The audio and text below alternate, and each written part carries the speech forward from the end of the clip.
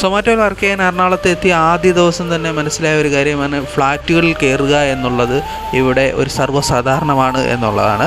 10 order കിട്ടിക്കഴിഞ്ഞാൽ അതിൽ 5-6 ഓർഡറുകൾ ഫ്ലാറ്റിൽ കയറുക എന്നുള്ളതാണ്. ഒരു ദിവസം നമ്മൾ 20-21 ഓർഡർ എടുത്തു കഴിഞ്ഞാൽ അതിൽ 11-12 ഓർഡറുകൾ ഫ്ലാറ്റിൽ കൊണ്ടു കൊടുക്കുക.